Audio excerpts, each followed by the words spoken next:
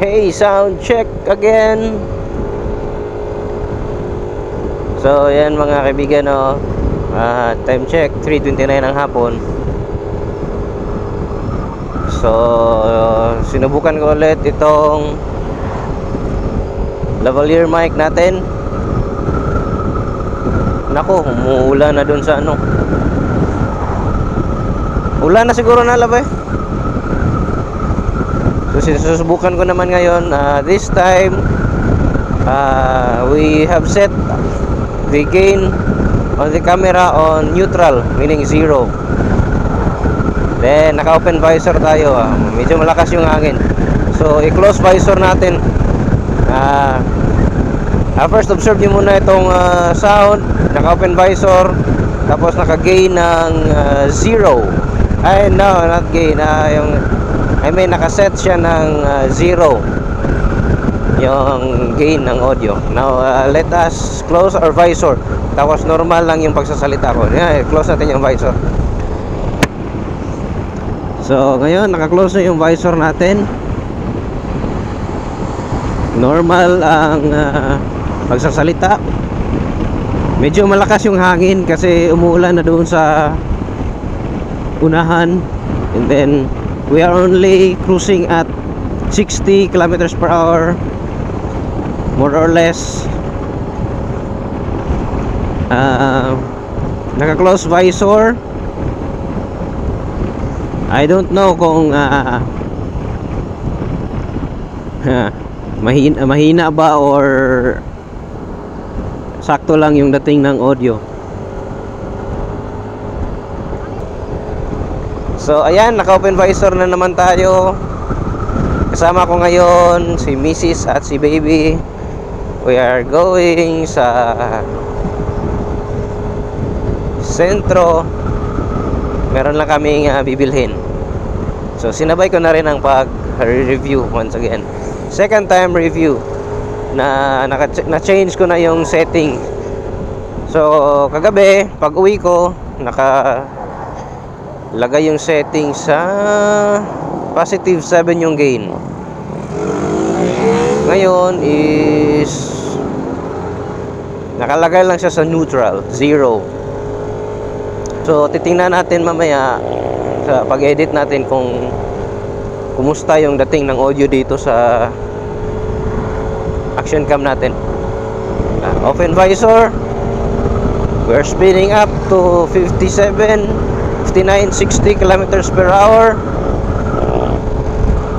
At medyo malakas na yung hangin kasi umuulan na doon sa una. I-close na naman natin yung visor at the same speed. Yan, close visor again. If this setting ng mic is is good, it's okay. Kung hindi na siya garalgal, this will be my final setting. Kagabi nung umuwi ako, naka-gain siya ng positive 7. Di naman siya garalgal, lalo na pag yung normal lang yung pagsasalita ko at saka mabagal lang yung takbo. Hindi naman siya garalgal. Yun nga lang, pag bumilis na yung takbo, doon mo na siya ma-feel na parang gumagaralgal siya ng konti. At saka yung wind noise is medyo malakas na, pero ayos, naririnig pa rin naman yung boses natin. Kaso lang medyo hindi na siya clear pa rin naman, maintindihan pa rin naman, pero para siyang may garalgal ng konti.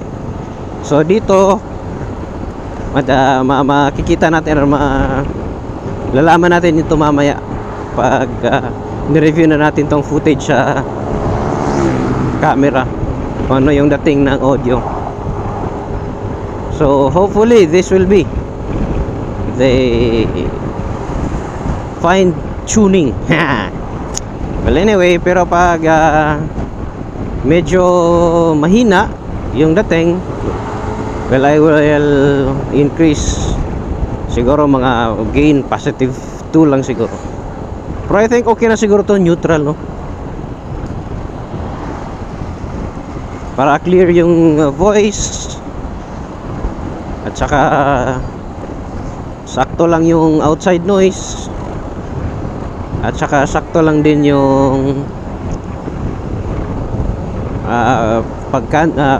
tawag dito, wind noise cancellation.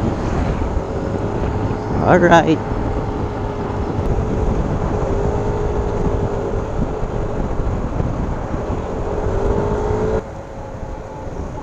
So we are here at Malaybalay, Bukidnon. So 3:38 po ng hapon. At ganito na po ang weather dito. Palagi pa talaga umuulan dito, kahit normal days umuulan. Jollibee, oh yeah.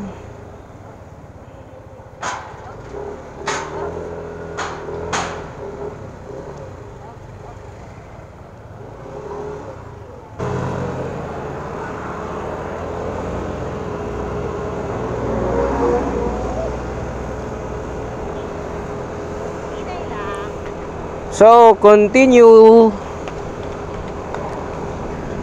To continue, another setting. Open visor. Ha? Lagi, no entry. Ito ta sa unahan lagi. Open visor, and then binago ko yung setting ng gain. Nilagay ko sa positive 2 yung gain. Open visor, medyo mahangin. Speed 40 kilometers per hour. Okay.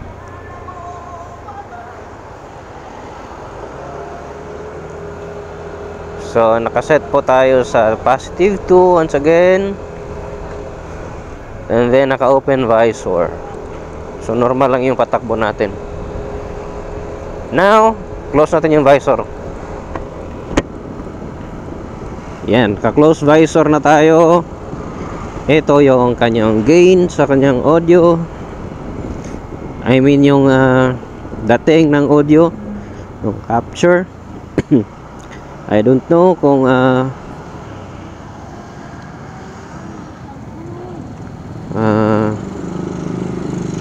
anong kalalabasan nito. So but maybe syempre mas malakas ng konti doon sa 0. So naglilibot-libot lang tayo dito sa Malaybalay City.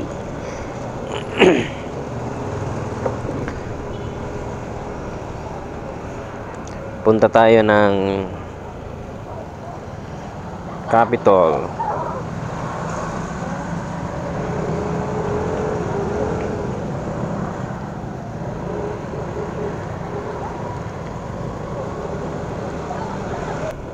So, here we are at Malaybalay City Provincial Capital.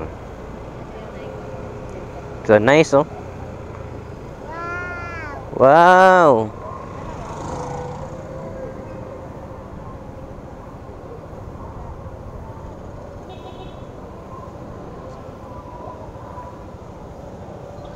Bibo lagi ron diri ba? Every night na ni sila? Wow.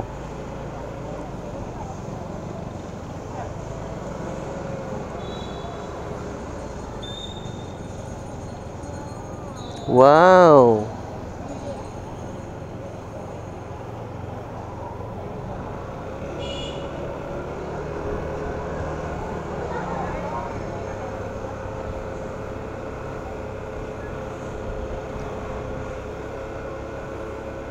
It's a Saturday and Sunday.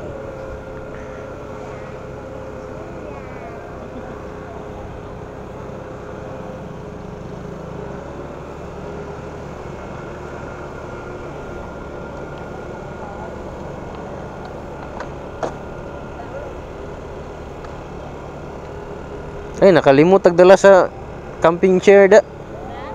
Camping chair. Haman ta dapat dira ta? Okay na ta.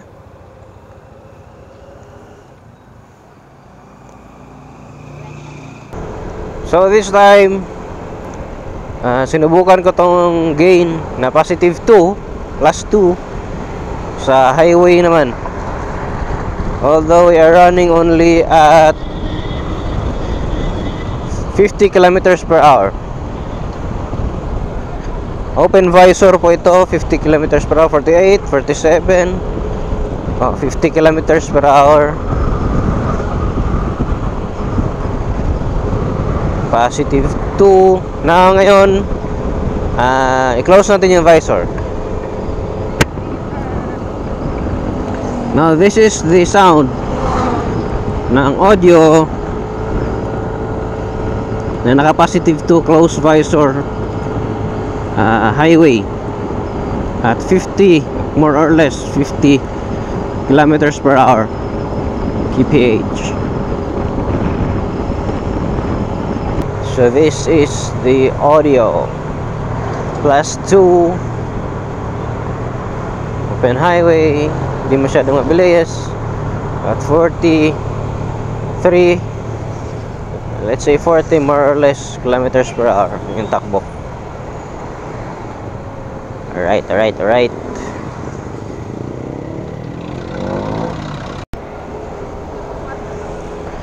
So I guess hanggang dito na lang yung video natin sa ating pagre-review the second time around dito sa ating lavalier mic na mula kay Sir Racing Boy.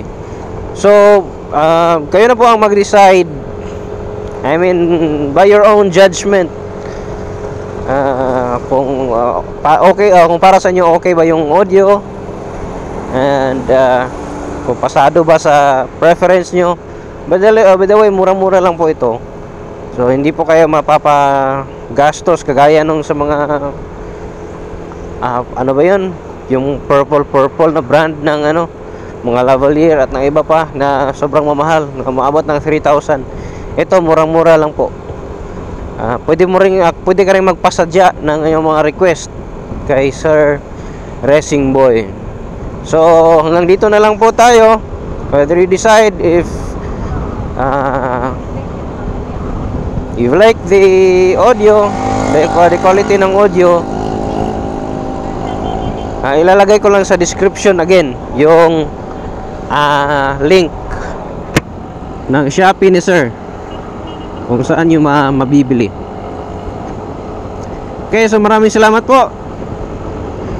Thank you for tuning in here in our channel, Half Throttle, Mr. Half Throttle. So maraming salamat po. God bless po sa ating lahat. Peace out.